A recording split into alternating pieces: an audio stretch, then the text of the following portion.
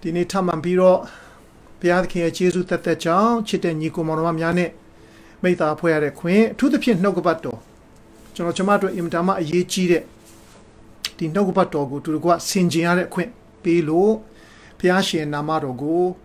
ကောင်းကြီးပေးပါတယ်ဘုရားရှင်နာမတော်ဒီတာ၍ဘုန်းကြီးပါစေဟုတ်ကဲ့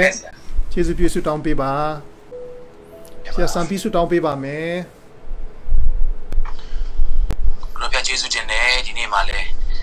ကိုရောဘုရားရဲ့ကျေးဇူးတော်ကြောင့်ဒီနေ့အပတ်စဉ်ပြုလုပ်တော့ကျမ်းစာသင်ကြားခြင်းကိုစတင်ရမှာဖြစ်တဲ့ကျေးဇူးတင်ပါတယ်တို့ရာတွေအတွက်လည်းဘုရားကျေးဇူးတော်ချီးမွမ်းတယ်သူသဖြင့်အသုံးတော်ခံတော်ဆရာအတ္တသူရဲ့မိသားစုတို့လည်းကျေးဇူးကိုချီးမွမ်းပါတယ်ဒီနေ့မှလည်းသူအားဖြင့်ကျွန်တော်ကြားမယ်နှုတ်ကပတ်တော်ဒီကိုရောဘုရားကျွန်တော်တို့ကိုပြောမယ်အတ္တတော်ဖွင့်ပြချက်အတ္တတော်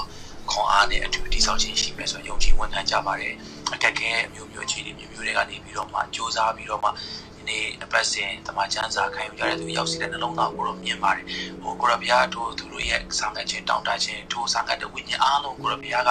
ညောင်ရတော့အဖွင့်ဟောပြောဆိုကြွေးအောင်မှဖြစ်တဲ့ကျေးဇူးကိုချီးမွမ်းပါတယ်ဒီနေ့အစီအစဉ်တစ်ခုလုံးတက်တာချင်းနိုင်ဌာနစေဝိညာဉ်အားလုံးစက္ကန့်နဲ့ဆုတောင်းတဲ့အခါမှာကယ်တင်ရှင်ရှုနာမမြည်ပြီးတော့ဆုတောင်းတဲ့စက္ကန့်နဲ့ကြပါ၏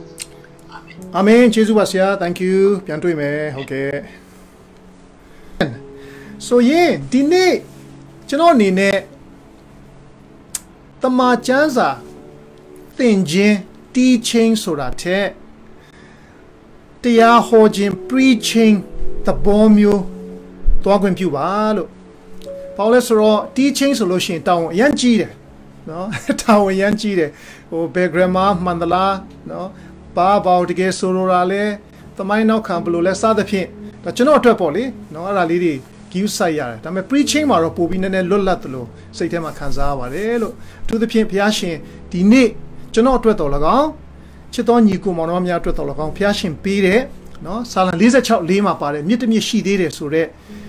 ဘုရားသခင်ရဲ့ဖော်ပြချက်ပေါ်မှာအခြေခံပြီးတော့လွတ်လွတ်လပ်လပ်ဒီနေ့ချစ်တော်ညီကိုမောင်နှမများကိုနော်ဝေငှရတဲ့ခွင့် sharing လုပ်ရတဲ့ခွင့်ပေးပါလို့အဲ့အတွက်လည်းဘုရားရှင်ကျေးဇူးတော်ချီးမွမ်းပါတယ်နောက်တစ်ပတ်မှာတော့ stop ဆိုတဲ့ theme ကိုကျွန်တော်ဒီတစ်ပတ်နောက်ဆုံးပေါ့နော်ဒီတစ်ပတ်ဒီနေ့ကတော့တရားဟောတာ Easter အတွက်အထူးဆိုတော့နောက်တစ်ပတ်မှာ theme အသစ်လေးတစ်ခုစပါမယ်လို့ဆိုတော့အဲ့အတွက်လည်းနော်ကြိုတင်ပြီးတော့ကြေညာလိုပါတယ်ဆိုတော့ဒီနေ့တော့မပြောသေးဘူးရက်ကလာတဲ့အခါမှာသိရမှာပါလို့ဆိုတော့ဒီချိန်ထိ stop series မှာပါဝင်ကြသောညီကိုမောင်နှမရောက်စီတိုင်းကိုဘုရားရှင်ဆက်လက်၍ကောင်းချီးပေးပါစေအမေရိကန်နိုင်ငံရဲ့သမိုင်းကိုကြည့်တဲ့အခါမှာနိုင်ငံတော်တော်များများအခြေအနေတော်တော်များများမှာအထူးသဖြင့်စစ်ပွဲတွေမှာသူတို့ပါဝင်ပတ်သက်ခဲ့ကြတယ်ဆိုတာကိုတွေ့ရတယ်ဆိုတော့အဲ့ဒီထဲမှာစစ်တိုက်ပွဲတွေမှာအဖမ်းခံရတဲ့ POW လို့ခေါ်တဲ့ prisoners of war နော်စစ်တုံးပန်းအနေနဲ့အဖမ်းခံရတဲ့ American စစ်သားတွေလည်းရှိတယ်အများကြီးဆိုတော့အဲ့လိုရှိတဲ့အထဲမှာမှတ်တမ်းများအရာဒီစစ်တုံးပန်းများ American စစ်တုံးပန်းများယာဂိုင်နှုန်းအရာအသေးဆုံး okay အသေးဆုံးဖြစ်တဲ့အခြေအနေနေရာကမြောက်ကိုရီးယားမှာဖြစ်တယ်လို့နားလည်ရတယ်ဆိုတော့ American နေတောင်ကိုရီးယားဘက်ကနေတိုက်တာเนาะကျွန်တော်သိသလောက်ပေါ့เนาะအဲ့မှာအဖမ်းခံရတဲ့စစ်တုံးပန်းတွေရှိတယ်မြောက်ကိုရီးယားကမ်မှာမြောက်ကိုရီးယားရဲ့ထိန်းချုပ်မှုထဲမှာဘယ်လောက်ထိတောင်သေလဲဆိုရင်38ရာခိုင်နှုန်းသေတယ်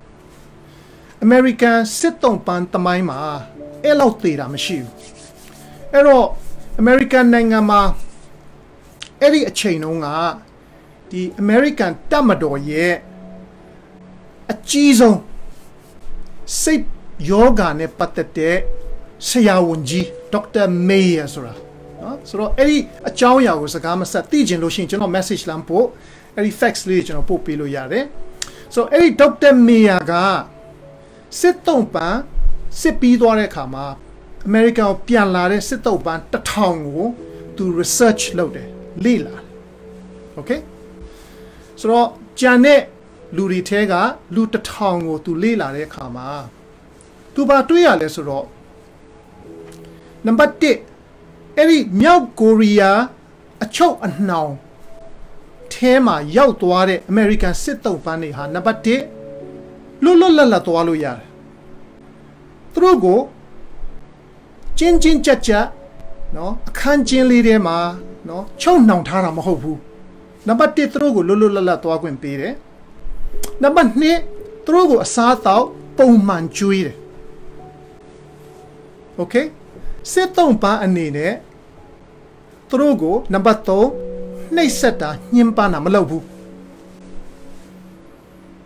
ပြန်ပြောမယ်စစ်တုံးပန်းမြောက်များစွာ American စစ်တုံးပန်းမြောက်များစွာမြောက်ကိုရီးယားရဲ့လက်အောက်မှာရောက်သွားတယ်အဖမ်းခံရတဲ့အခါမှာသူတို့ကိုနံပါတ်1လွတ်လွတ်လပ်လပ်ထားတယ်နံပါတ်2ဝါလင်စွာကျွေးတယ်နံပါတ်3နော်နံပါတ်3ကပါလေနှိပ်စက်တာမလုပ်ဘူးအဲ့တော့ torture လို့ခေါ်တဲ့ကိုကာယနဲ့ပတ်သက်တဲ့နှိပ်စက်တာမျိုးတခုမှမလုပ်ဘူးဒါပေမဲ့အဲ့ဒီအခြေအနေမှာရှိသည့်တိုင် American သမိုင်းရဲ့စစ်တုံးပန်းနော်ရာဇဝင်မှာမြောက်ကိုရီးယားမှာရောက်သွားတဲ့ American စစ်တုံးပန်းရာခိုင်နှုန်းအသေးအပြောက်အများဆုံးဖြစ်ခဲ့တယ်ဆိုတော့မှတ်တမ်းတင်ထားတယ်အဲ့တော့ဘာကြောင့်လဲဆိုတော့ဒေါက်တာမေယာကစစ်သားတစ်ထောင်လေ့လာတဲ့အခါမှာဘာတွေ့ရလဲဆိုတော့အတိကချက်အနေနဲ့ဘာတွေ့ရလဲဆိုလို့ရှိရင်သူတို့မှာမျောလင့်ခြင်းမရှိတော့လို့ဆိုတော့ဆက်ပြီးတော့မှလေ့လာတဲ့အခါမှာဘာတွေ့ရလဲဆိုတော့မြောက်ကိုရီးယားနော်တပ်မတော်က American စစ်တုံးပန်းတွေကိုကာယအားဖြင့်နှိပ်စက်ခြင်းမပြုတော့လဲချုပ်နှောင်ခြင်းမပြုတော့လဲအစာရေစာငတ်မွတ်အောင်မထားတော့လဲစိတ်ပိုင်းဆိုင်ရာမှာအသက်တာရဲ့ရှေ့ရင်းနဲ့ပတ်သက်ပြီးတော့မှမျောလင့်ခြင်းအင်္ဂလိပ်လိုဆိုလို့ရှိရင် hope ရော့ပါတဲ့ရော့ပါလာအောင်စနစ်တကျနော်စနစ်တကျလိမ္မာပန်းနဲ့စွာသူတို့ထဲမှာပြုတဲ့အခါမှာ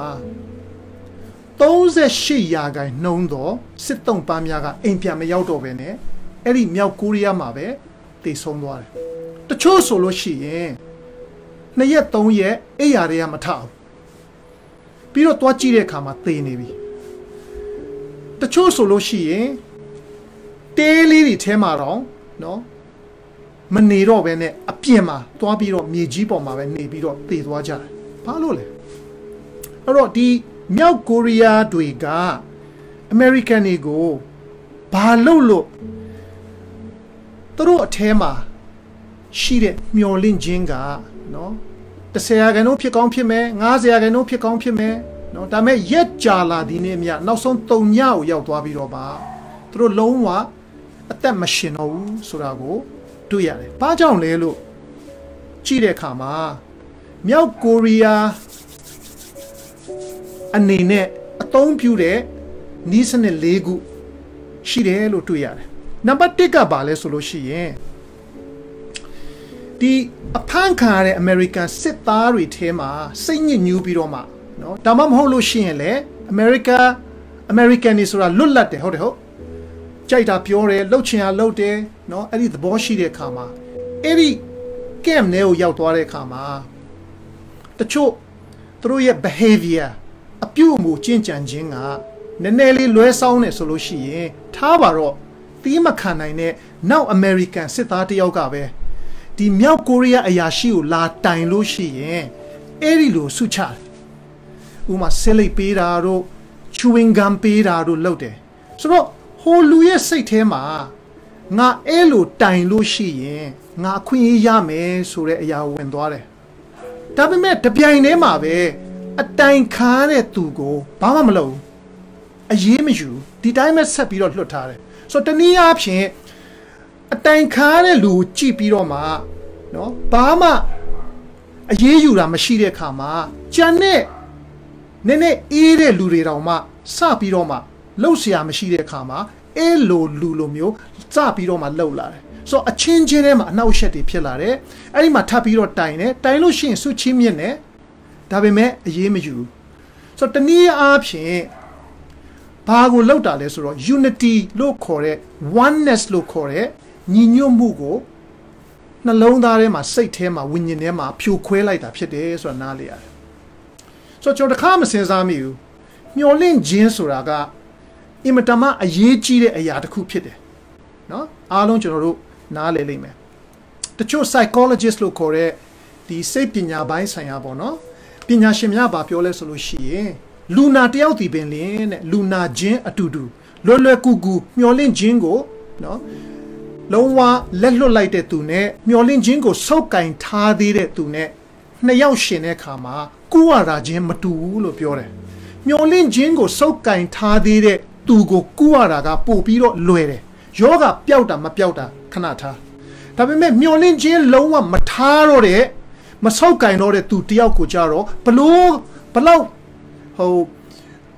ခင်မီတိုးတက်တဲ့နီးပညာတွေဆေးတွေနဲ့ကုကုမပြောင်းနိုင်တော့ဘူးဆိုပြီးတော့မှမှတ်တမ်းတင်ထားတာလေ့လာထားတာလေးတွေရှိတယ်။တမန်ကျမ်းစာကြည့်တဲ့အခါမှာလည်းတစ်ကော73ကြည့်လို့ရှိရင်ယုံကြည်သူတက်တာမှာဖိုခနောက်3ခုလိုပဲအင်မတန်မှအရေးကြီးတဲ့အရာ3ခုရှိတယ်။3ခုပေါင်းတစ်ခုပေါ့နော်။နံပါတ်1ကယုံကြည်ခြင်း faith နံပါတ်2က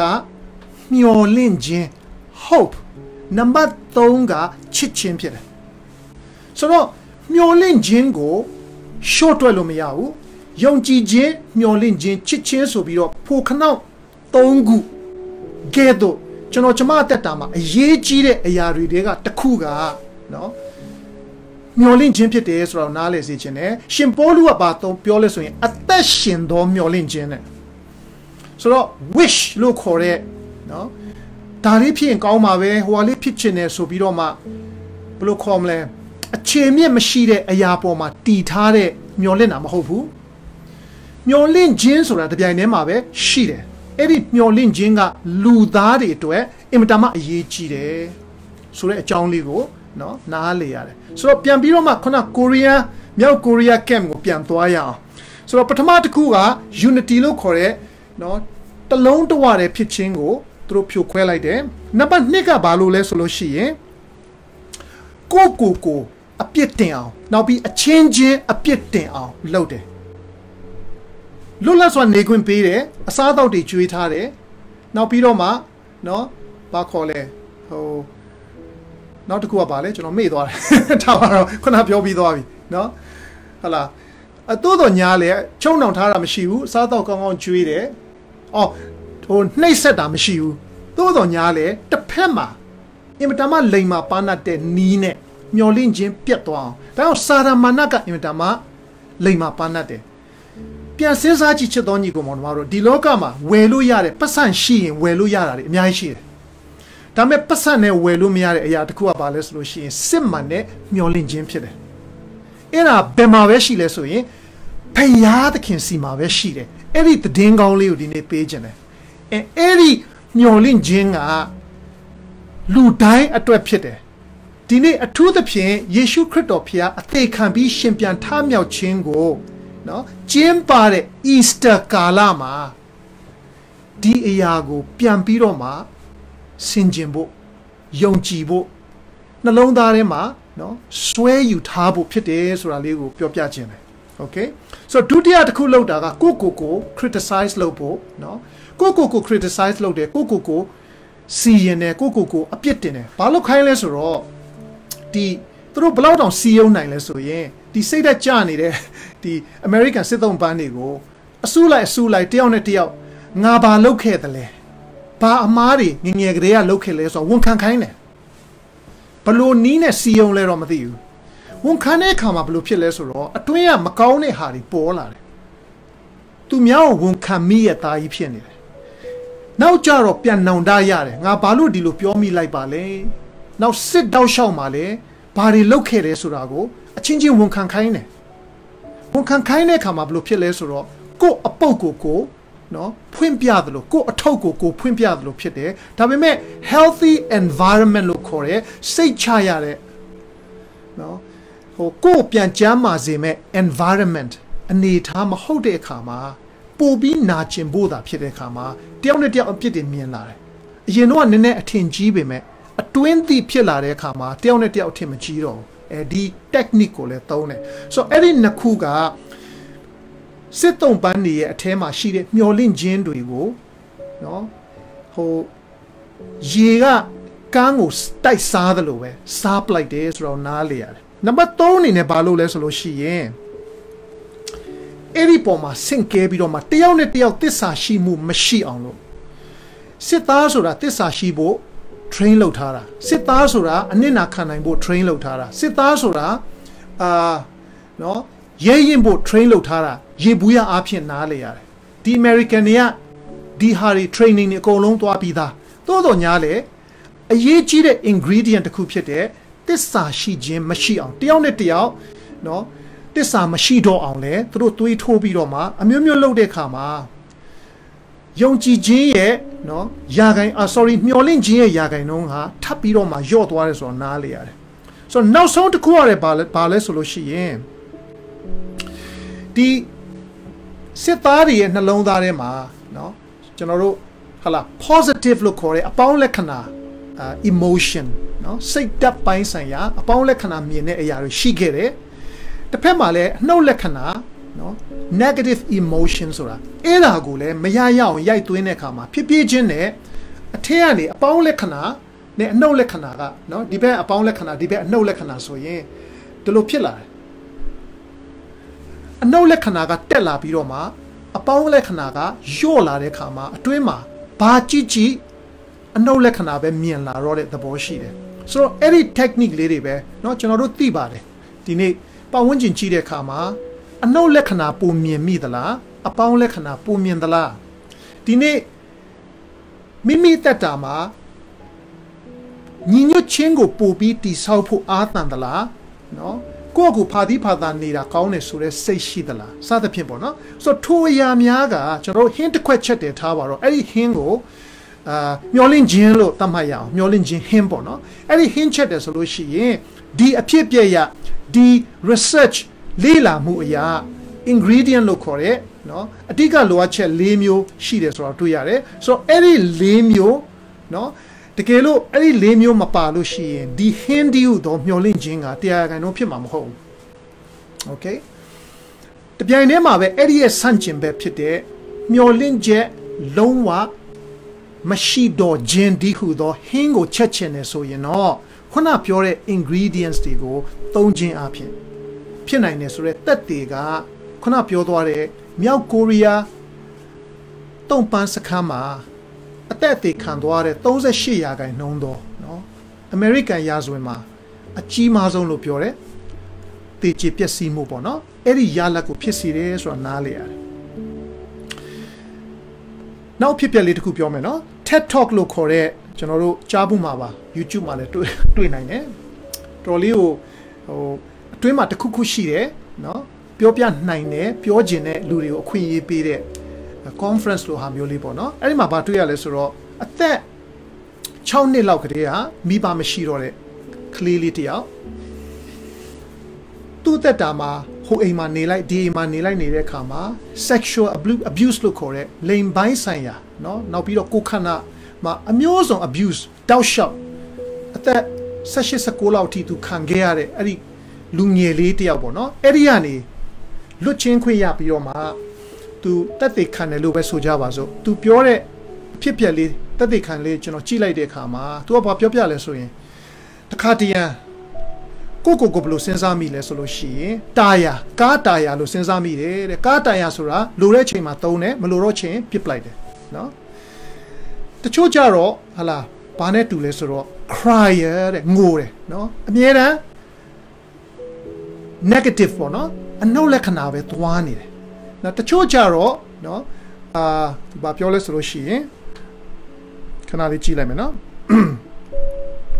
tire တဲ့တယောက်ကတော့ flyer တဲ့ flyer ဆိုတာကဟိုဘယ်လိုခေါ်မလဲရှောင်လွဲတာပေါ့နော်မဟုတ်ဘူးဆိုပြီးတော့မှနော်ရှောင်လွဲသွားတာနောက်တယောက်ကတော့ liar တဲ့ညာတယ်နော်မဟုတ်ပါဘူးအားလုံးကြည့်လိုက်လို့ရှိရင်အားလုံး okay ပဲဒါပေမဲ့အထဲမှာကတော့လုံးဝမျောလင့်ခြင်းမရှိဘူး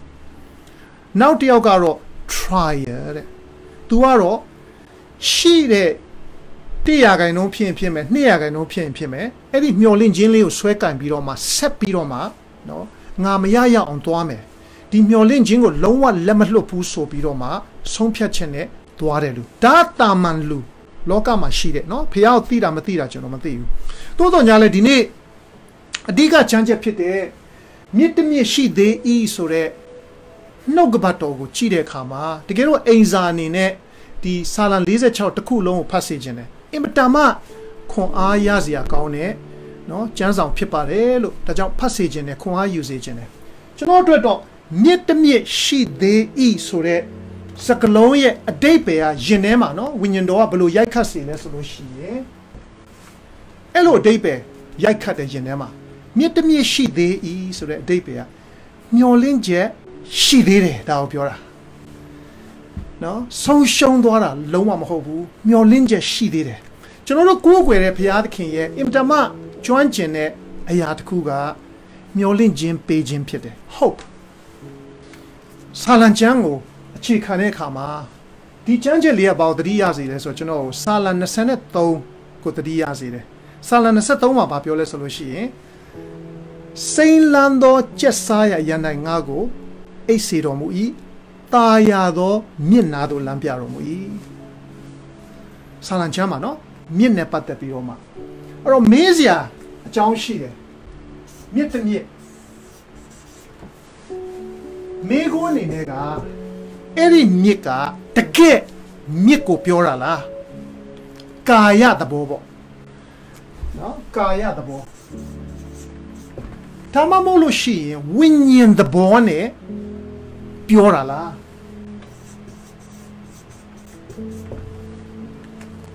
ကျွန်တော်ဖျားမဟုတ်တော့တမန်ကျမ်းစာကိုရေးတဲ့သူလည်းမဟုတ်တော့နော်ကျွန်တော်အနေနဲ့ဝေဖန်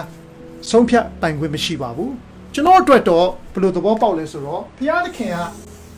ဘုရားခတ်သိန်းကိုဘုရားဖန်ဆင်းတဲ့ဘုရားသခင်ဖြစ်တဲ့အခါမှာနှစ်ခုလုံးကိုနော်ကျွန်တော်ကျမအတွက်ပြုပြင်ဖန်ဆင်းပေးနိုင်တဲ့ဘုရားဖြစ်တယ်လို့ဝန်ခံတယ်။ဒါပေမဲ့ဒီနေ့ကင်တွယ်လို့ရတဲ့ထီလို့ရတဲ့မြစ်ထက်ကိုဝိညာဉ်သဘောနဲ့စဉ်းစားကြည့်အောင်။ဒါကြောင့်ဒီနေ့တရားဟောမယ်လို့ကြိုပြီးတော့ပြောထားခဲ့တာ။ဆိုတော့ဘာလို့မြစ်ဖြစ်တယ်လဲမြစ်ဆိုတော့မြစ်ဆိုတာကတနည်းအားဖြင့်အသက်ရှင်သန်ခြင်း life အဲ့ဒါကိုဆိုလိုပါတယ်ရေလူဟာ85ရာခိုင်နှုန်းကရေနဲ့ဖွဲ့စည်းထားတယ်လို့ကျွန်တော်လေ့လာဘူးတယ်။ကဘာမြေကြီးကိုကြည့်လို့ရှိရင်လည်းကဘာမြေကြီးရဲ့85ရာခိုင်နှုန်းလောက်ကရေဖြစ်တယ်လို့ပြောပြန်တယ်။တနည်းအားဖြင့်လူတစ်ယောက်အသက်ရှင်သန်ဖို့အတွက်အဓိကလိုတဲ့အရာကရေဖြစ်တယ်နော်။ဒါမှမဟုတ်လို့ရှိရင်လည်းအဓိကလိုအပ်ချက်တွေတဲ့တစ်ခုကအင်မတန်မှအဓိကကျတဲ့အရာကရေဖြစ်တယ်ဆိုတာကိုနားလည်ရတယ်။ Okay ဆိုတော့ဖျားသခင်ကမမြင်ရဘူးဒါပေမဲ့မြစ်ကတော့ဒီကြမ်းချက်ကိုရေးတဲ့အချိန်မှာရှိတဲ့သူတွေရောအခုကျွန်တော်ကျမကိုတွေးထိခံစားလို့ရတယ်။အိုးဆိုပြီးတော့မှသဘောပေါက်သွားနိုင်တဲ့အရာတစ်ခုဖြစ်တယ်။အထူးသဖြင့်အရှိလေပိုင်းမှာကြည့်လို့ရှိရင်ဟုတ်လား။ဘာနဲ့တူလဲဆိုတော့မြန်မာစကားပုံလည်းရှိပါတယ်။ထမင်းအသက်9ရက်တနည်းအားဖြင့်ထမင်း9ရက်မစားရင်အသက်ရှင်နိုင်သေးတယ်။ရေအသက်တမနဲ့တမနဲ့လောက်ရေမတောက်ဖြစ်ရင်တော့သိမလွယ်ဘူးလူတယောက်အသက်ရှင်ဖို့အတွက်ကျွန်တော်ဒီလိုနားလေတယ်နော်ဆိုတော့ဒီနေ့မြစ်ကဘာကိုကိုစားပြုလဲဆိုလို့ရှိရင်အသက်ကိုကိုစားပြုတယ်ဖခင်သခင်ကကျွန်တော်ကျမရဲ့အသက်ကိုကျွန်တော်ကျမရဲ့ဝိညာဉ်ကိုတန်ဖိုးထားတဲ့ဖခင်ဖြစ်တယ်အဲ့ဒါကြောင့်လေ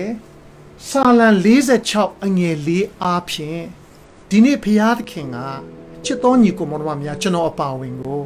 ဟေးမင်းတို့ရဲ့အသက်အတွက်မျော်လင့်ခြင်းရှိတယ်ဒါကိုပြောနေခြင်းဖြစ်တယ်လို့နားလေရတယ်ဒီနေ့မျော်လင့်ခြင်းမဲ့တဲ့သူအနေနဲ့အသက်မရှင်ကြဆိုနဲ့ဘယ်သူမှအားကိုးလို့မရတဲ့အနေအထားတွေဖြစ်နိုင်တယ်ဘယ်အဆက်အသွယ်ကိုမှ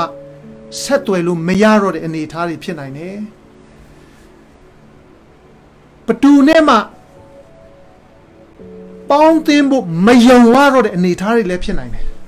ตัวต่อยาเลยพยาธิเขียนบาปเยอะเลยสุดชีมิตรมีชีดีเลยแต่นี่อาเพียง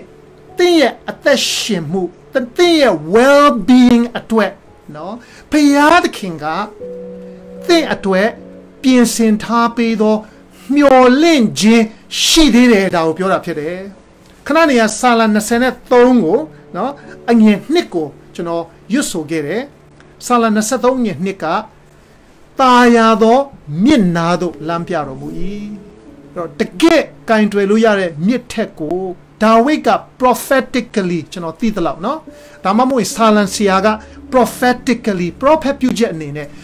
เอริมีဒါကြောင့်တမန်ကျမ်းစာကြည်လို့ရှိရင်တောက်လျှောက်ဝိညာဉ်သဘောနဲ့ကြည်လို့ရှိရင်မြစ်တမြစ်ရှိသေးတယ်မြစ်တမြစ်ရှိသေးတယ်မြစ်တမြစ်ရှိသေးတယ်မြစ်တမြစ်ရှိသေးတယ်နော်ဆိုပြီးတော့မှဆက်ပြီးတော့တောက်လျှောက်ဝန်ခံနေတယ်လို့ခံစားရတယ်ဝန်ခံနေတယ်လို့တွေ့ရတယ်ဟာလေလုယာစကားမဆက်ဒီဆာလ23ရဲ့တာယာတော်မြစ်နာသို့လမ်းပြတော်မူဤဆိုတဲ့အချက်ကဝိညာဉ်သဘောအနေနဲ့တော်၎င်းကာယသဘောအနေနဲ့တော်၎င်းကျွန်တော်တက်တာမှာကြုံဘူးတယ်တက်ရောက်ဘူးတယ်နှစ်ခါတိတိဒါမဲ့တစ်ခါအကြောင်းကျွန်တော်ပြောပြမယ်အဲ့ဒါက1988ခုနှစ်1988အရေးခင်းနေဖြစ်တဲ့အချိန်မှာဖြစ်တယ် curfew ထားတဲ့အခါမှာည8နာရီကျော်ရင်ကျွန်တော်တို့ပြင်ထွက်ခွင့်မရတော့ဘူးဆိုတော့ကျွန်တော်တို့ရန်ကုန်မှာ8မိုင်မှာနေတဲ့အခါမှာ compound လို့ခေါ်တာပေါ့နော်အထဲမှာအိမ်3အိမ်ရှိတယ်အမျိုးတွေကြီးပဲဆိုတော့ကျွန်တော်အိမ်ကတော့လမ်းပေါ်မှာကျတယ်ဆိုတော့လမ်းကနေတစ်ခါတည်းတန်းမြင်ရတဲ့အိမ်ဖြစ်တယ်အိမ်သေးလေးပါကျွန်တော်မှတ်မိတယ်အဲ့တော့ကျွန်တော်လည်းငယ်သေးတယ်အင်တာမစိတ်ညစ်ညူရတဲ့အချိန်နေနော်ဟိုဘက်တီကျွန်တော်တို့ရက်ကွက်2ခု3ခုအဝေးမှာဆိုလို့ရှိရင်လေပင်ဖြတ်တာတွေအများကြီးပဲတချို့ကျွန်တော်အသက်အရွယ်ရှိတဲ့လူတွေဆိုမှတ်မိလိမ့်မယ်အယောင်ကြောက်စရာကောင်းတဲ့ထိတ်လန့်စရာကောင်းတဲ့ကိုယ်လုံခြုံရေးကိုယူရတဲ့အချိန်မျိုးတွေပါဆိုတော့အဲ့ဒီအချိန်မှာဘာဖြစ်လဲဆိုလို့ရှိရင်တရက် TV program မှာ TV ကလည်း channel တစ်ခုပဲရှိတယ်အဲ့ဒီ TV channel တစ်ခုမှာဘာလာလဲဆိုရင် Benny Hill လို့ခေါ်တဲ့ဟာတာတမားတယောက်ရဲ့ဟာတာအစီအစဉ်လာတယ်ဆိုတော့ဖြစ်ပုံကလူ9ယောက်ထက်ပိုပြီးတော့အိမ်မှာမစုရဘူးဒါပေမဲ့ကျွန်တော်တို့လည်းစိတ်တွေညစ်ညူးတာတွေတခြားဟာတွေဖြစ်နေတာနဲ့မေ့သွားပြီးတော့မှเนาะကျွန်တော် cousin လေးတွေအိမ်မှာလာပြီးတော့မှ TV ကြည့်ကြတယ်ဆိုတော့ကျွန်တော်ထင်တယ်9ယောက်ထက်ပိုပါတယ်အဲ့ဒါတွေမကသေးဘူး Benny Hill ကရည်စရာတွေပြောတဲ့အခါမှာနှစ်ခါသုံးခါလောက်တဝါဝါနဲ့ရည်ဖြစ်သွားတာပေါ့ဆိုတော့အိမ်ကလည်းလမ်းနဲ့ကတ်တယ် curfew ကြောင့်ရက်ွက်တစ်ခုလုံးကလည်းတိတ်ဆိတ်နေတယ်ဆိုတော့အတန်တော်တော်ကျယ်မဲ့ပုံပေါက်တယ်အဲ့တော့ထားလိုက်တော့တစ်ခုပဲကကျွန်တော်အကျင့်တစ်ခုအနေနဲ့လှုပ်ထားတာမသိပဲနဲ့ဒါပေမဲ့နောက်ပိုင်းမှာ deliberate ပေါ့နော်တမင်တက်တက်ကိုနေ့တိုင်းကျွန်တော်တက်တာမှာဟို superstition လို့ခေါ်တဲ့အယူသီးတဲ့သဘောမျိုးမဟုတ်ဘူးဂါထာမန်တရားသဘောမျိုးမဟုတ်ဘူးသို့တော်ညာလဲနှလုံးသားထဲကနေတကယ်တမာကျမ်းစာအားဖြင့်ဆုတောင်းခြင်းရဲ့အရာတော်ကိုသိပြီးတော့မှဆက်ပြီးတော့တောင်းပြနေတာကဆာလ23ဖြစ်တယ်ဆိုတော့နေ့စဉ်ကျွန်တော်ရွတ်ဆိုတယ်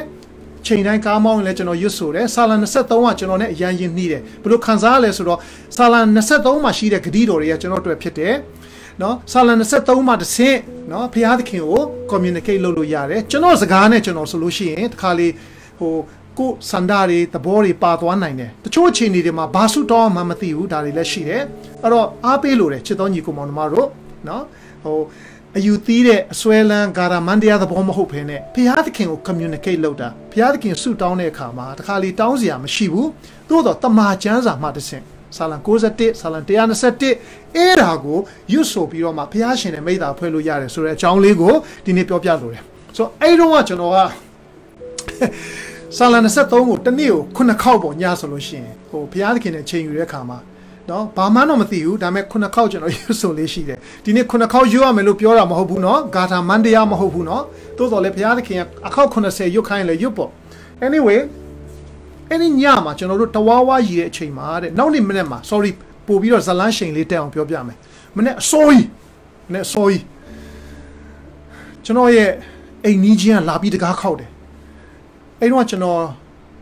အိမ်တကားခောက်ဖွင့်လိုက်တဲ့အခါမှာဘာပြောလဲဆိုလို့ရှိရင်မင်းအရင်ကန်ကောင်းနေတဲ့ဟာဘာကန်ကောင်းတာလဲလို့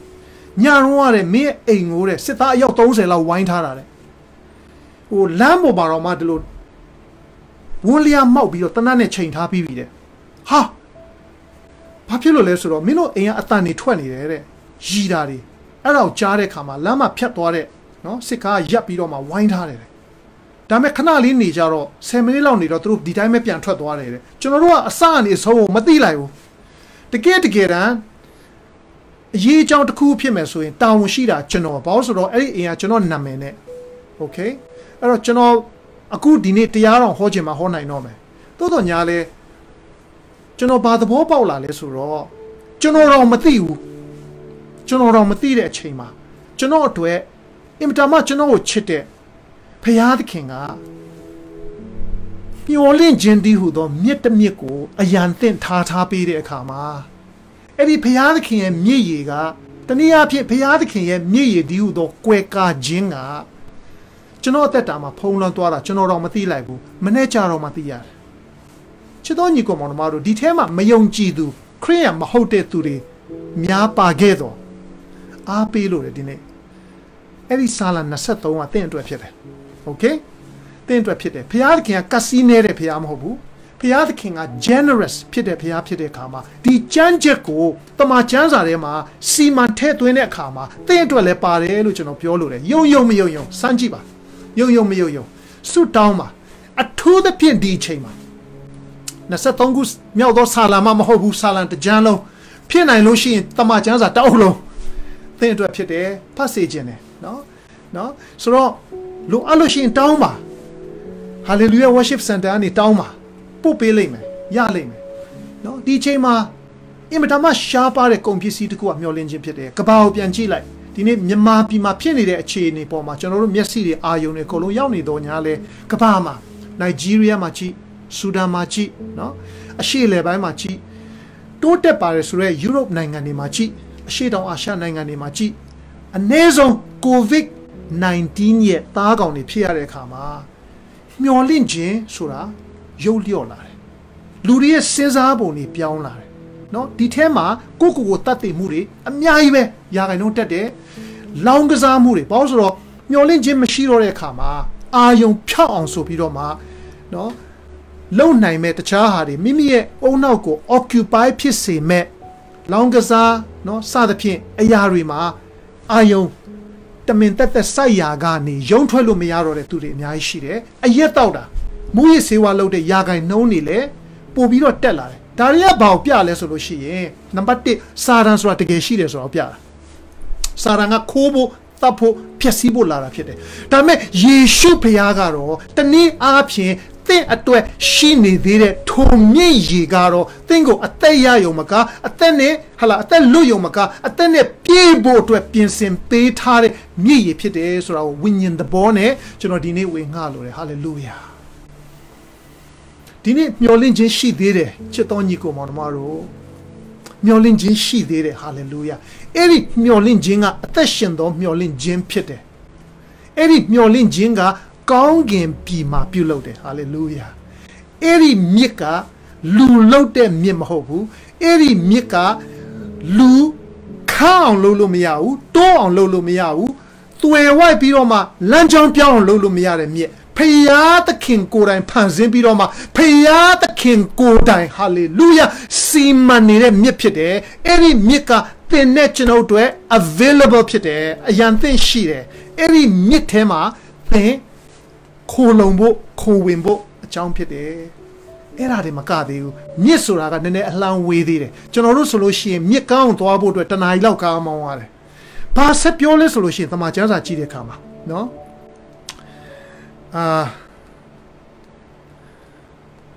ဘာဆက်ပြောလဲဆိုလို့ရှိရင်အခန်းငယ်၄ဆက်ဖတ်မယ်မြစ်တမြစ်ရှိသေးထိုမြစ်ရည်သည်စီး၍ဖျားသခင်ဤမြို့ဒီဟုသောအမြင့်ဆုံးသောဖျားသခင်ကျိန်းဝတ်တော်မူရာတန်ရှင်းသောမြို့တော်ကိုတဲ့ချစ်တော်ညီကိုမောင်နှမတို့ပို့ပြီးနီးဆောင်ပြောရလို့ရှိရင်မြို့တစ်မြို့ရှိသေးတယ်ဟာလေလုယာမြစ်တစ်မြစ်ပဲရှိတာမဟုတ်အဲ့ဒီမြစ်နဲ့အဲ့ဒီမြို့နဲ့ဆက်ဆက်နေတယ်အဲ့ဒီမြို့ကလူလောက်တဲ့မြို့မဟုတ်ဘူးဖျားသခင်ဖန်ဆင်းတဲ့မြို့ဖြစ်တယ်အဲ့ဒီမြို့ကလည်းသင်အတွက်ဖြစ်တယ်ဟာလေလုယာသင်ရဲ့ပတ်ဝန်းကျင်မှာမြို့တွေလူလောက်တဲ့မြို့တွေဟာအကြောင်းအမျိုးမျိုးကြောင့်ပျက်စီးရတယ်ဂျပန်နိုင်ငံတို့မြင်းငလျင် Joshi de Nanganima, no Bama Malopene, Natlin John Piasiare. Hala Syria, Shile, Bainoma, Sepori John Piasiare. Todo, Miolin Jin, she did it. And our palace, Lucian, the Machanza Aya, Mute she did it. Any Muga, Payadaki, Panzine, then to a Pinsentare Mupede. Tajao, Hebia Orasa, Kanji Sati, Yongji Jene Patate, Santintare, no, Yongji Duria, Tatachide Kamare, Bapiole Soloche, Lulene Malote, Eri Mugo, Yitambiroma, Yongji Jene Shoutware, Taniapie, Eri Mutamio she did it, Eri Mutamio she did it, so a tema, some Piachene, can you biroma, Miolin Jingo, Lonwa, Mashore, Soka Intare, Yongji Dumiapide. Praise the Lord, praise the Lord. Chedonico Monomaro. Easter ga Easter chanoto a to the pin di chain kalama Easter sore sagalon ye a tape ga neta laga myolin jipit and ali jibiazi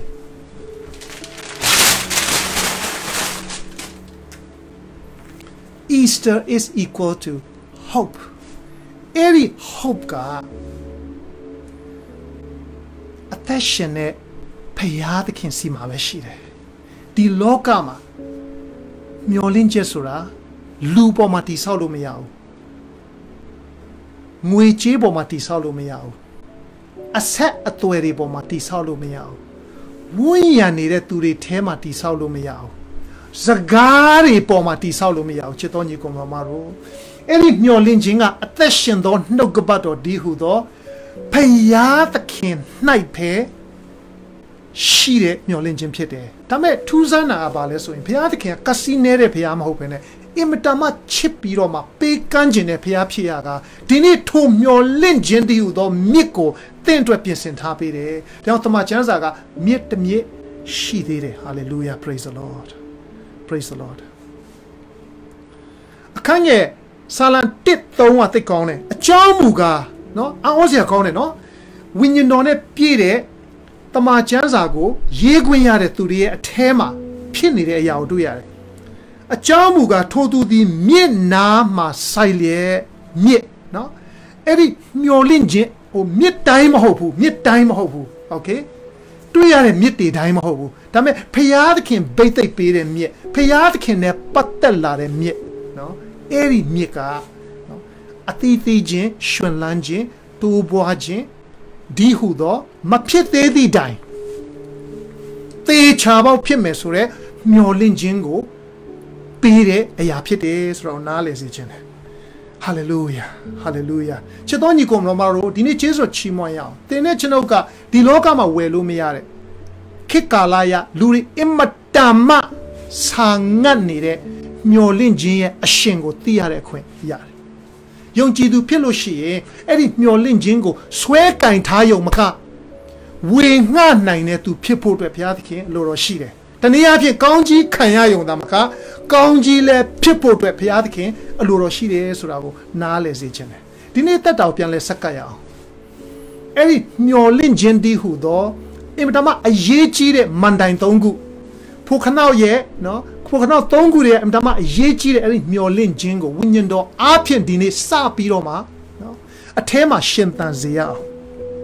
Hallelujah Ooh praise the Lord ဖျားရှင်ဒီကောင်းမြတ်တယ်အဲ့တော့ယေဇချေလအနာဂတ်ကျမ်းခန်းကြီး49ကိုကြည့်တဲ့အခါမှာဘာတွေ့ရလဲဆိုလို့ရှိရင်အဲ့ဒီမြစ်ဝိညာဉ်သဘောနဲ့ကြည့်အောင်နော်အဲ့ဒီမြစ်နဲ့ပတ်သက်ပြီးပေါ်ပြထားတယ်ထို့နောက်မှအိမ်တော်တကားသို့တဖန်ငါကိုဆောင်ခဲ့၍တကားခုံအောင်မှအရှိဘက်သို့ထွက်သောရေကိုငါမြင်၏အိမ်တော်ဦးသည်ရှေ့သို့မျက်နှာပြု၍ရေသည်အိမ်တော်တကားခုံလက်ရအောင်ရစ်ပလင်တောင်ဘက်မှစီးသွားလေ၏ပြန်စဉ်ခါမျက်နှာနှစ်ဖက်၌များစွာသောအပင်တို့ကိုမြင်၏အသက်ရှင်၍လှုပ်ရှားတတ်သောတရဝအမျိုးမျိုးတို့သည်ထိုမြစ်ရေရောက်သမျှအရတ်တို့၌အသက်ရှင်၍အလွန်များစွာသောငါးတို့လည်းရှိကြလိမ့်မည်ထိုမြစ်ရေသည်ချိုသောကြောင့်ရောက်သမျှသောအရတ်တို့၌တရဝအမျိုးမျိုးတို့သည်အသက်ရှင်ကြလိမ့်မည်မြစ်နဲ့အသက်နဲ့ရှင်တွဲထားတယ်ဆိုတော့နားလေစေချင်တယ်အဲ့ဒီမြစ်က ဖျားသခင်ကကာယကင်တွယ်စမ်းသပ်လို့ရတဲ့မြစ်ဖြစ်အောင်လုပ်ပေးနိုင်ပါတယ်ဒါပေမဲ့ဝိညာဉ်သဘောနဲ့ကြည့်တဲ့အခါမှာအဲ့ဒီမြစ်ကနော်ဖျားသခင်ရဲ့အတူရှိခြင်းဖြစ်တယ်ဆိုတာလည်းနားလေရတယ်အဲ့ဒီမြစ်စီးတဲ့နေရာတိုင်းမှာအသက်ဖြစ်တယ်ဆိုတာကိုတွေ့ရတယ်အဲ့တော့ဖြတ်ပြီးတော့မှကျွန်တော်တို့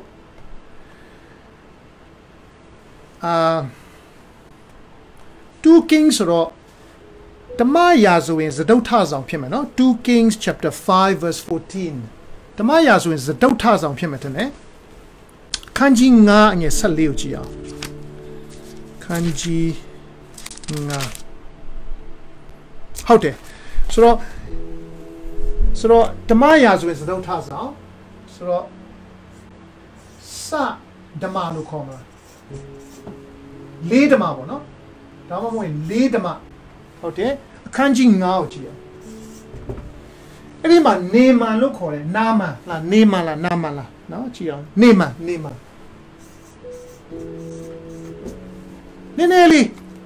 နည်းနည်းလေးနော်ဖျားသခင်ရဲ့ generous ဖြစ်မှုဖျားသခင်ရဲ့ကစီမနှဲမှုကယုံကြည်သူတွေအတွက်ဆိုပြောမနေနဲ့တော့ဒီနေရာမှာမယုံကြည်တဲ့သူဖျားသခင်ရဲ့လူတွေကိုတောင်မှတိုက်ခိုက်ပြီးတော့ကြုံပြုတ်ထားတဲ့လူအတွက်လည်းလူအလို့ရှိရင်ဖျားသခင်ကပေးခြင်းနဲ့ဆန္ဒရှိတယ်ဆိုတာတနည်းအားဖြင့်လူတိုင်းအတွက်ဒီဖျားသခင်၌ယာဝေ၌ယေဟောဝါ၌မျော်လင့်ခြင်းဆိုတာရှိတယ်အဲ့ဒီမျော်လင့်ခြင်းကထိုဖျားပဲပေးနိုင်တယ်ဒါကိုပြောတာ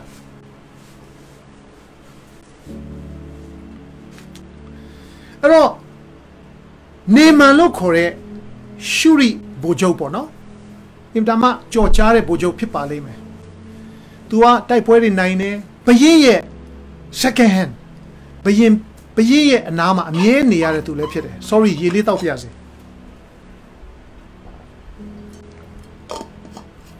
သူကအင်တာမတိုက်ရိုက်ခိုက်ကောင်းတယ်နော်ဘရင်လက်လွတ်လို့မရတဲ့သူဖြစ်တယ်တခုပဲပြဿနာကသူ့မှာကိုယ်ရည်ပြားယောဂဖြစ်နေတယ်အဲ့တော့တနည်းအားဖြင့်ထိုချိန်တုန်းကဣသေလလူမျိုးတွေရှုထောင့်အောင်ကြည့်လို့ရှိရင်ကြိမ်ချင်းတစ်ခုလိုဖြစ်နေတဲ့အခါမှာကုထုံးမရှိဘူးသူလည်းဒီလောက်ယာဒူးရှိတဲ့အခါမှာအမျိုးမျိုးစံပြီးသားဖြစ်လိမ့်မယ်ဝိညာဉ်သဘောတွေရောဆေးပညာပိုင်းသဘောတွေရောအမျိုးမျိုးစံပြီးသားဖြစ်လိမ့်မယ်ဒါပေမဲ့လုံးဝမပြောင်းဆိုတော့ဒီအနူလို့ပဲဆိုကြပါစို့အနူဘဝနဲ့ပဲနေရတဲ့အချိန်မှာသူ့အိမ်မှာလှုပ်တဲ့ဣသေလကောင်မလေးကလေးလေးကပြောတယ်ဆရာကျမတို့စီမှာပရောဖက်ရှိတယ်အဲ့ဒီပရောဖက်ကိုတွားတွေးလိုက်ပါတယ်လို့ပြောတယ်အဲ့တော့သူ့ရဲ့ရင်ထဲမှာမျောလင့်ခြင်းလေးဖြစ်သွားတယ်မျောလင့်ခြင်းရောင်ကြီးလေးတန်းသွားပုံရတယ်သူပြင်ဆင်တယ်နော်ပြင်ဆင်ပြီးတော့မှလက်ဆောင်တွေပြင်ဆင်တယ်သွားတဲ့အခါမှာပရောဖက်ကြီးကယောနာလိုပဲကျွန်တော်သေချာဖတ်တဲ့အခါမှာစိတ်ပါလို့မဟုတ်ဘူးဖျားခိုင်းလို့သာလုပ်နေရတာစိတ်ပါလို့မဟုတ်ဘူးဘာလို့ဆိုတော့တပားမျိုးသားဖြစ်တည်တာမကသူတို့လူမျိုးတွေကိုနော်ကျွံပြုတ်သိမ့်ပိုက်တဲ့ရန်သူဖြစ်နေတဲ့အခါမှာဒီနေရာမှာလုံးဝစိတ်မပေါအောင်ထွက်တောင်မတွေ့ဘူးသွားပြီးတော့မှတဲ့ယော်ဒန်မြစ်မှာမြစ်နော်မြစ်နဲ့ပတ်သက်ပြီးပြောချင်တာအဓိကအကြောင်းအရာကအဲ့ဒီယော်ဒန်မြစ်မှာသွားပြီး9ချိန်သွားနှစ်လိုက်တဲ့နေမအယံဒေါသထွက်သွားချမ်းစာဖတ်ကြည့်လို့ရှိရင်အမျက်ဒေါသထွက်တယ်တမန်ကျမ်းစာမှာလည်း Naaman was very angry အရင်ပတ်ကျွန်တော်ပြောခဲ့တယ်ဒေါသအမျက်ကအောင်မြင်ဖို့ထက်ကြာရှုံးမှုဖြစ်စေတယ်စာတန်ကဒေါသကိုအသုံးပြုပြီးတော့မှယုံကြည်သူတွေကိုပင်လျင်ကြာရှုံးအောင်လုပ်စေနိုင်တယ်ဒီနေရာမှာနေမန်ကဒေါသအမျက်ထွက်ပြီးတော့ပြန်တော့မယ်ဒေါသအမျက်ထွက်တဲ့အခါမှာသူ့နာမပြောက်တော့ဘူးပေါ့သိချာတယ်အေလိရှဲကလည်းသူလှုပ်เสียရှိတာသူလှုပ်ပြီးပြီပဲတာဝန်ကျေပြီသွားနှင်းပြောက်မယ်မနှင်းမပြောက်တာပဲဒါမဲ့သူကျွန်တယောက်ကဘာပြောလဲဆိုလို့ရှိရင်ကျေးဇူးပြုပြီးသွားနှင်းလိုက်ပါဆိုတဲ့အခါမှာအတူချုံပြောရရင်နော်နေမန်ရဲ့စိတ်ထဲမှာယော်ဒန်မြစ်လိုနောက်ကျနေတဲ့ညစ်ပတ်တယ်လို့ထားပါတော့ ဘာမဟုတ်တဲ့ဒီမြစ်မှာဘာလို့နှစ်ခိုင်းတာလဲငါနေတဲ့ပြည်မှာဒီတဲ့လှတဲ့မြစ်တွေအများကြီးရှိတယ်ဟုတ်တယ်ကာယနဲ့လောကနဲ့လူနဲ့ဆိုင်တဲ့မြစ်တွေရှိတယ်ဒါပေမဲ့မျောလင့်ခြင်းကိုမပေးနိုင်ဘူးကိုယ်လည်းမကုပေးနိုင်ဘူးဘာမှမလုပ်ပေးနိုင်ဘူးယော်ဒန်မြစ်စကားမဆက်ယော်ဒန်မြစ်မှာ9ချိန်နှစ်လို့ရှိရင်အနုပြောင်းမယ်ဆိုတဲ့ formula ကိုဘုရားပေးတာမဟုတ်ဘူးအဲ့လိုဂျေးတာဆိုလို့ရှိရင်အဲ့ဒီခေတ်မှာရှိတဲ့အနုတွေအကုန်လုံးသွားပြီးတော့မှ9ချိန်နှစ်လိုက်တိုင်းပြန်ထွက်လာရင်အသားရည်ကဖြူဖွေးပြီးခလေးလိုဖြစ်သွားမယ်ဒါပေမဲ့မဟုတ်ဘူး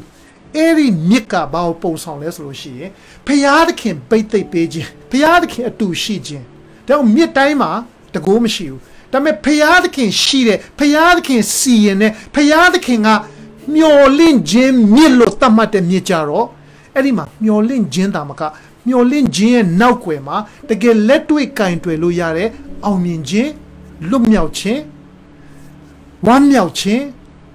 စားရှိတဲ့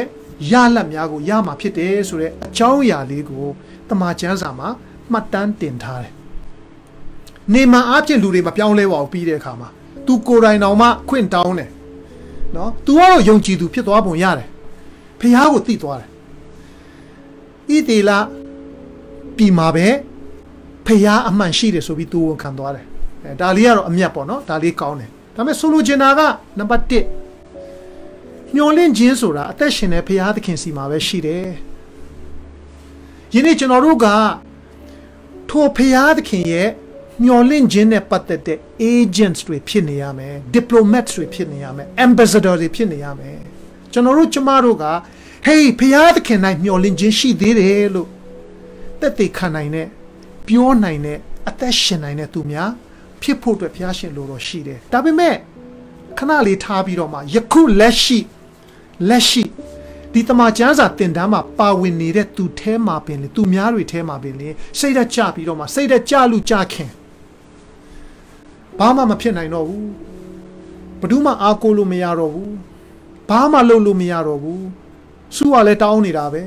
စသဖြင့်အဲ့လိုအနေထားရှိတဲ့သူတွေရှိလို့ရှိရင်ဒီနေ့ဝိညာဉ်တော်ကကျွန်တော်ကိုပြောခိုင်းတယ်မြစ်တမြစ်ရှိသေးတယ်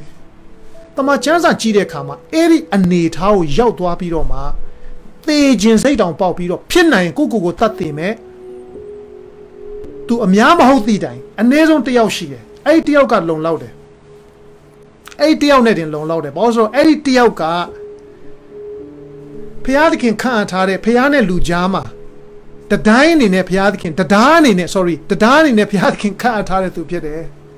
ဣသေလလူမျိုးတွေကိုကိုစားပြုတဲ့လူအနည်းဆုံး2 သန်း2 သန်း3 သန်းကိုကိုစားပြုတဲ့သူတယောက်ဖြစ်တယ်အဲ့လူနာမည်ကအေလိယဖြစ်တယ်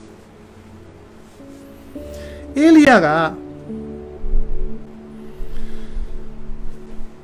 ဓမ္မရာဇဝင်စတုထဆောင်မယ်ဖြစ်လိမ့်မယ်အခန်းကြီး19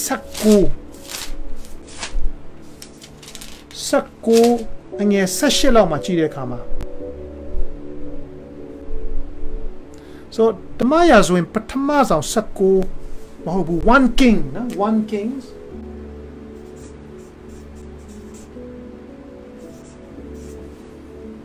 အခန်းကြီး19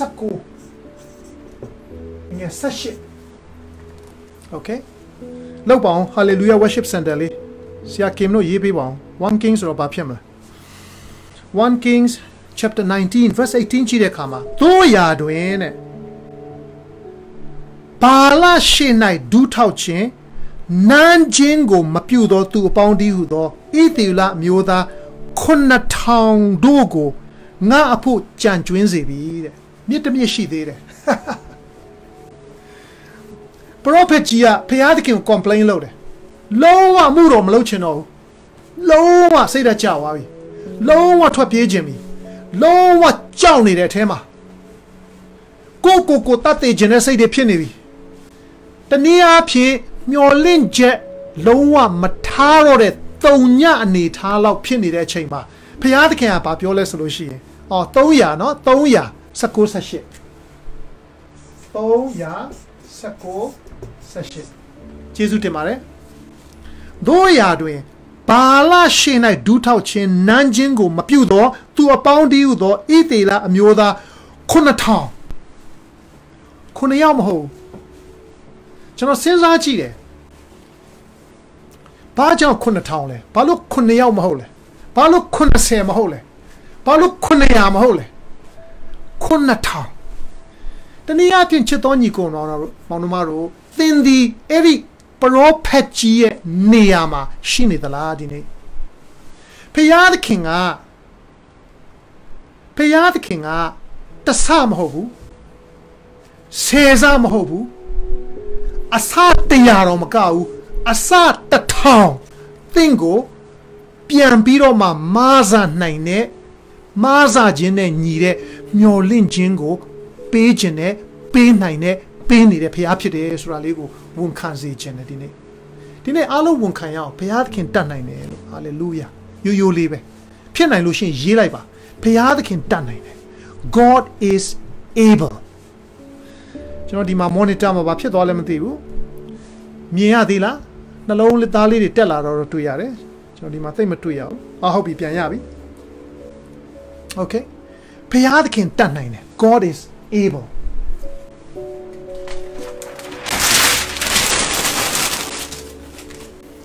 Easter is about hope Easter ဆိုတာမျှော်လင့်ခြင်းအကြောင်းဖြစ်တယ်လုံးဝတုံညရောက်သွားပေမဲ့ဖျားသခင်ကတနည်းအားဖြင့် prophet အေလိယဘာပြောလဲမြစ်တစ်မြစ်ရှိသေးတယ်လူ9000ရှိသေးတယ်မျှော်လင့်ခြင်းကိုလူလို့လို့မရတော့လူကြံစီလို့မရတော့ပေမဲ့ဖျားသခင်က generously ကြွယ်ဝစွာပြန်ပြီးတော့ပေးနိုင်တယ်ဖျားဖြစ်တယ်ချစ်တော်ညီကိုမောင်နှမတို့မျှော်လင့်ချက်မရှုံးပါနဲ့မဆုံးရှုံးစေပါနဲ့ please don't give up there is hope in our God တကယ်လို့မယုံကြည်သူညီကိုမောင်နှမများပါတယ်ဆိုခဲ့တော့ချစ်တော်မယုံကြည်သူညီကိုမောင်နှမများခရိယာမဟုတ်တော်သူများဒီနေ့သတင်းကောင်းပေးပါရစေမှန်ပါတယ်ပတ်ဝန်းကျင်ကြည့်တဲ့အခါမှာစိတ်ဓာတ်ကျစရာတွေကြီးပဲတခုမှစိတ်ဓာတ်မကျစရာမရှိပါဘူးသို့တော်လဲဒီနေ့နှုတ်ကပတ်တော်ကိုကြည့်တဲ့အခါမှာတော့အသက်ရှင်တဲ့ဘုရားသခင်ရဲ့ဘိသိက်ဝိညာဉ်မှုတ်သွင်းထားတဲ့နှုတ်ကပတ်တော်ကတော့ဘာပြောလဲဆိုလို့ရှိရင်သင်နဲ့ကျွန်ုပ်တို့မြစ်တမြစ်ရှိသေးတယ်မျော်လင့်စရာအကြောင်းတစ်ခုရှိသေးတယ်အဲ့ဒီတစ်ခုကတခြားသောအားကိုးစရာအားလုံးရဲ့အထက်မှာရှိတယ်ငွေနဲ့ဝယ်လို့မရဘူးလူလောက်တာမဟုတ်ဘူးအသက်ရှင်တဲ့ဘုရားသခင်ရဲ့အတူရှိခြင်းနဲ့ထပ်တူညီမျှဖြစ်တဲ့အဲ့ဒီမြစ်ဖြစ်တယ်ဆိုတော့နားလဲစေချင်တယ်ဗျာဒိတ်ချံခန်းကြီး20နဲ့နှစ်ဗျာဒိတ်ချံခန်းကြီး22အငယ်1ကိုကြည့်တဲ့အခါမှာအဲ့ဒီမြစ်မျော်လင့်ခြင်းမြစ်နဲ့ပတ်သက်ပြီးတော့မှပို့ပြီးတော့နော်ဘယ်လိုခေါ်မလဲနည်းနည်းလေးပို့သေးစိတ်မြင်လာတယ်။ဘာပြောလဲဆိုလို့ရှိရင်ဗျာဒိတ်ချံခန်းကြီး22ငယ်1မှာတဖန်ကြောက်တလင်းကဲ့သို့ကြည်လင်၍ဖျားသခင်ဤသိုးတငယ်ဤပလင်တော်ထဲကထွက်သောအသက်ရည်စီးရာမြစ်ကိုကောင်းကင်တမန်သည်ငါအားပြလေ၏အဲ့ဒီမြစ်ရဲ့ source ကအရင်မြစ်ဖြားခံတဲ့နေရာကသိုးတငယ်ဒီဟူသောယေရှုခရစ်တော်ဖခင်ရဲ့ပလင်တော်ဖြစ်တယ်ဆိုတော့နားလေရတယ်တနည်းအားဖြင့်အဲ့ဒီမြစ်ဒီဟူသောမျော်လင့်ခြင်းမြစ်ကသိုးတငယ်မှမြစ်ဖြားခံတယ်ဆိုတာကိုဒီနေ့နားလေရတယ်ထူးဆန်းတယ်ဒီနေ့နောက်ကျမ်းချက်တစ်ခုအနေနဲ့ခဏလေးနော်ကျွန်တော်ကြည့်ပြရစီဒီမှာ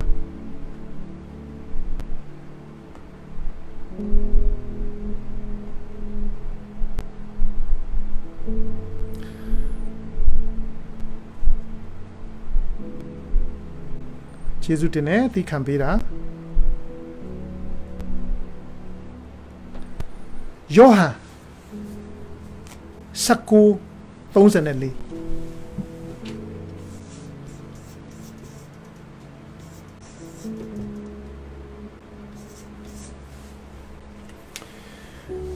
ယောဟန်19:34ခဏနေရဗျာဒိတ်ကျမ်းခန်းကြီး20ဖတ်တဲ့အခါမှာအဲ့ဒီအင်မတန်မှကျွန်တော်အတွက်တော့အင်မတန်မှကြော်ကြားတဲ့ဖယားသခင်ပြင်ဆင်ပေးတဲ့ဖယားသခင်နှုတ်ကပတ်တော်ကလာတဲ့မြစ်တစ်မြစ်ကဘယ်ကနေစီးဆင်းလာလဲဆိုရင်တိုးတငယ်ဒီဟူသောသခင်ယေရှုခရစ်တော်ရဲ့ပလင်ကနေမြစ်ဖျားခံပြီးစီးဆင်းလာတယ်ဒါပေမဲ့ဒီနေ့ဝိညာဉ်တော်ကပို့ပြီးတော့ဒီထက်ပို့ပြီးတော့အသေးစိတ်တဲ့ micro နော်ဖြစ်တဲ့အသေးစိတ်တဲ့မြစ်ဖျားခံတဲ့ဒီမြစ်ဖျားခံတဲ့နေရာကိုထပ်ပြီးတော့ကျွန်တော်ကိုဖော်ပြတယ်အဲ့ဒါကယောဟန်19:34မှာစစ်သူရဲ့တယောက်သည်နဘေးတော်ကိုလှန်နှင်းထိုးဖောက်၍သွေးနှင့်ရေသည်ချက်ချင်းထွက်လာ၏ထူးဆန်းတယ်နော်လူတယောက်ကိုထိုးဖောက်တဲ့အခါမှာသွေးနဲ့ရေထွက်တယ်လို့တခါမကြားဘူးသွေးထွက်တာတော့ဟုတ်တယ်ရေထွက်လာချစ်တော်ညီကောင်တို့စာလံဆရာများက prophetically ပရောဖက်ပြုတ်ပြီးတော့မှမြစ်တစ်မြစ်ရှိသေးတယ်တနည်းအားဖြင့်မျော်လင့်ခြင်းရှိသေးတယ်မျော်လင့်ခြင်းဆိုတာရှိတယ်သင်ဘဝသည်သင်အသက်တာသည်တဦးချင်းတော်၎င်းမိသားစုတော်၎င်းတိုင်းပြည်နေနဲ့တော်၎င်းလုံးဝမျော်လင့်ခြင်းမရှိတော့ဘူးလို့ယူဆကောင်းလူအနေနဲ့ယူဆလိုက်မယ်အပြစ်မတင်ဘူးနေမန်လိုဗိုလ်ချုပ်ကြီးအသက်တာမှာလည်းဖြစ်နိုင်တယ်လို့အေလိယလိုဖယားသခင်ရဲ့ပရောဖက်ကြီးအသက်တာမှာလည်းဖြစ်နိုင်တယ်သို့တော်ညာလဲဖယားသခင်ကသူ့ရဲ့ရွေးကောက်ထားသူများမှတဆင့်ကြိုတင်ပရောဖက်ပြုထားတဲ့အဲ့ဒီမြစ်ရည်ရဲ့မြစ်ဖျားခံတဲ့နေရာကဒီနေ့ကျွန်တော်ကျမအတွက်လက်ဝါးကားတိုင်းမှာအသေးခံပြီးတော့မှ3ရက်မြောက်တဲ့နေ့မှာရှင်ပြန်ထမြောက်တဲ့ယေရှုဖခင်ရဲ့နံတော်ကြားဖြစ်တယ်ဆိုတော့နားလည်စေချင်တယ်။သွေးနဲ့ရေထွက်လာတယ်။အဲ့ဒီရေကိုလူဖန်တီးလို့မရဘူး။အဲ့ဒီရေကတိုးတငယ်ရဲ့အသွေးနဲ့အာမခံထားသောကြောင့်ဘဒူးမှာရပ်တန့်စေလို့မရအောင်ဘဒူးမှာလမ်းကြောင်းပြောင်းစေလို့မရအောင်ဘဒူးမှာနောက်ကြည့်အောင်လုပ်လို့မရအောင်အဲ့ဒီရေကအနာငြိမ်းစေတဲ့ရေအဲ့ဒီရေကကွယ်ကာခြင်းကိုပေးနိုင်တဲ့ရေအဲ့ဒီရေကလွတ်ခြင်းကိုပေးနိုင်တဲ့မြစ်ရေအဲ့ဒီရေကမျော်လင့်ခြင်းကိုပြန်ပြီးတော့မှတိဆောက်ပေးနိုင်တဲ့ရေအဲ့ဒီရေကဆာလ23မှာပြောတယ် He restores my soul အသက်တာကိုပြန်ပြီးတော့မှတိဆောက်ပေးနိုင်တဲ့ရေအဲ့ဒီရေကအခြေအနေကိုပြောင်းပြန်လှန်ပေးလိုက်နိုင်တဲ့ရေအဲ့ဒီရေကတင်တဲ့ကျွန်ုပ်သက်တာမှာဒီနေ့ဘာမှမဖြစ်နိုင်တော့ဘူးလို့ထင်ထားတဲ့အနေထားကနေဟာညဥ်ရမှာငိုကြွေးပေမဲ့မနေ့မှာဝမ်းမြောက်ရတဲ့ချီးမွမ်းရတဲ့အခွင့်ကိုဖြစ်စေနိုင်တဲ့မြည်ရည်ဖြစ်တယ်ချစ်တော်ညီကောင်မတို့ There is a stream There is still a stream မြစ်တစ်မြစ်ရှိသေးတယ်စာလံ46ကလေးကိုကျွန်တော်အစအဆုံးဖတ်ပြီးတော့မှဆီယာမ Ruth Kong ကိုကျွန်တော်ဖုန်းခေါ်ပြီးတော့အဆုံးမှာဆူတောင်းပေးဖို့ကြိုတင်ပြီးမြစ်တာရက်ခံထားတဲ့အတိုင်းသူ့ကိုဖုန်းဆက်မှာဖြစ်ပါတယ်လို့ဆိုတော့စာလံ46ကိုဖတ်ပြရစီအခန်းငယ်7ခန်းအပိုင်းငယ်7ပိုက်ပဲရှိပါတယ်တူတူလေးပါပဲဖျားသခင်သည်ငါတို့ခိုလုံရာဖြစ်၍ခွန်အားကိုပေးတော်မူ၏ဘေးရောက်သည့်ကာလအထူးသဖြင့်ကူမတော်မူကြောင်းထင်ရှားလျက်ရှိ၏ထိုကြောင့်ပထဝီမြေကြီးသည်ရွေ့သွား၍တောင်များတုန်လှုပ်လျက်သမုတ်တရားသို့ကျတော်လဲငါတို့သည်ကြောက်လန့်ခြင်းမရှိသမုတ်တရားရေသည်ဟုံးဟုံးမြည်၍ မွေနှောက်ပါလေစေမြစ်တမြစ်ရှိသေး၏ဟာလေလုယာထိုမြစ်ရည်သည်စီး၍ဖျားသခင်ဤမြို့ဒီဟုသောအမြင့်ဆုံးသောဖျားသခင်ကျင်းဝတ်တော်မူရာတန်ရှင်းသောမြို့တော်ကိုရှင်လန်းစေတတ်၏ထိုမြို့သည်ဖျားသခင်ကျင်းဝတ်တော်မူရာဖြစ်၍တုန်လှုပ်ခြင်းမရှိရမိုးတောက်လင်းစာ၌ဖျားသခင်ကူမတော်မူလိမ့်မည်လူမျိုးတို့သည်ဟုံးဟုံးမြည်ကြ၏တိုင်းနိုင်ငံတို့သည်လှုပ်ရှားကြ၏ဗျာဒိတ်တံကိုလွှတ်တော်မူ၍မြေကြီးသည်အယေဖြစ်လေ၏ကောင်းကင်ဘို့အခြေအရှင်သာရဘုရားသည်ငါတို့နှင့်အတူရှိတော်မူ၏ယာကုပ်အမျိုး၏ဘုရားသခင်သည်ငါတို့ခိုလုံရာဖြစ်တော်မူ၏ထာဝရဘုရားစီရင်ပြုပြင်၍မြေကြီးပေါ်မှတုတ်တင်ပယ်ရှင်းခြင်းအမှုတော်များကိုလာ၍ကြည့်ရှုကြလော့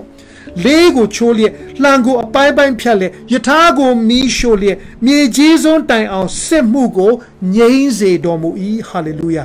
ငြိမ်ဝတ်လျက်နေကြလော့ငါကဘုရားသခင်ဖြစ်သည်ဟုသိမှတ်ကြလော့လူမျိုးတို့တွင်ငါသည်ဘုံပွင့်မည်မြေကြီးပေါ်မှာဘုံပွင့်မည်ကောင်းကင်ဘို့ခြေရှင်ထာဝရဘုရားသည်ငါတို့နှင့်အတူရှိတော်မူ၏ယာကုပ်၏ဘုရားသခင်သည်ငါတို့ခိုလုံရာဖြစ်တော်မူ၏ရောက်စီတိုင်းကိုဒီနေ့ဖျားရှင်ကောင်းကြီးပေးပါစေ။သင်တက်တာမှာမျှော်လင့်ခြင်းမရှိတော့ဘူးလို့ခံစားရလို့ရှိရင်ဒီနေ့ဖျားသခင်ကျွန်တော်မှတဆင့်သင်ကိုပြောတဲ့စကားများကသင်ကိုတက်တာခြင်းရမည်အကြောင်းဆုတောင်းပါတယ်။ပြန်လည်တိဆောက်ပေးမည်အကြောင်းဆုတောင်းပါတယ်။မိမိကိုယ်တိုင်တိဆောက်ခြင်းရှိသည်ဒါမှကမိမိပတ်ဝန်းကျင်မှာအဲ့ဒီအသက်ရှင်တဲ့ဖျားသခင်ကိုမသိသေးသောသူများကိုလည်းအဲ့ဒီဆုကိုအဲ့ဒီကောင်းကြီးကိုဝေမျှနိုင်သောသူသီးသီးဖြစ်ပါစေ။ကျွန်တော်ဆရာမ Ruth ခေါင်းကိုအခုဖုန်းခေါ်ပါမယ်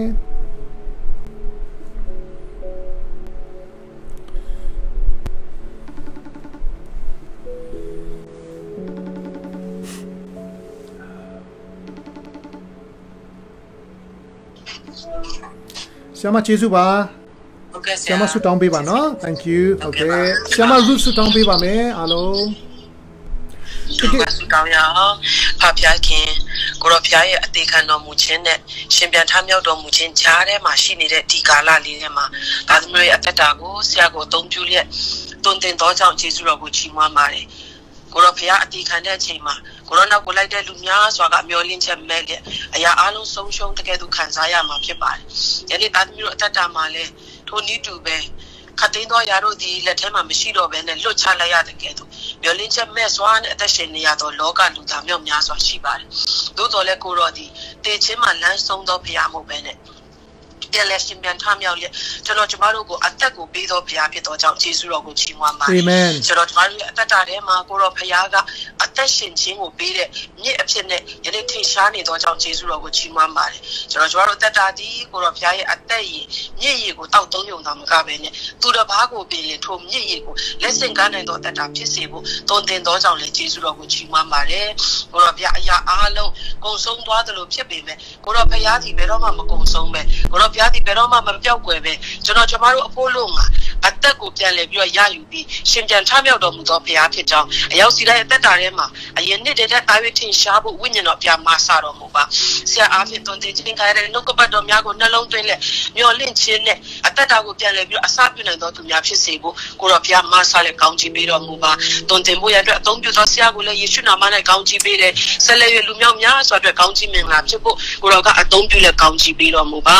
ရှင်ပြန်ထမြောက်တော်မူသောနေ့ကိုကြိုဆိုရတဲ့အတွက်လည်းယေရှုတော်ကိုချီးမွမ်းပါတယ်ဒါမျိုးအသက်တာကိုမျောလင့်ခြင်းမဲ့တဲ့နေရာမှာပဲအဆုံးမသက်စေပဲနဲ့မြစ်တမြစ်ရှိသေးတယ်မျောလင့်ချက်ရှိသေးတယ်လို့နားလည်စေသောကြောင့်ယေရှုတင်တယ်ထိုအရာဒီကိုတော့ကိုတည်တော်သူမတည်တော်သူများအပေါ်မှာယခုနှစ်မှာတာ၍ထင်ရှားလေအလုံးလုံးလေကိုတော့ကိုရှာတော်သူတိုင်းကအသက်ကိုတွေ့တော်နှစ်ဖြစ်စေတော်မူပါ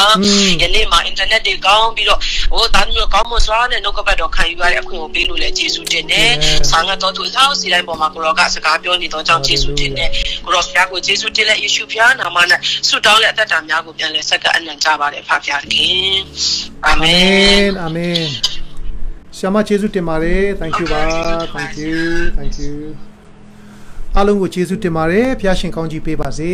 နောက်ပတ်များမှာဆက်ပြီးပါဝင်နိုင်မယ်ဆိုရင်ပါဝင်ဖို့ဖိတ်ခေါ်ပါတယ်ကျွန်တော်နောက် theme လေးတစ်ခုအစပြုမှာဖြစ်ပါတယ်လို့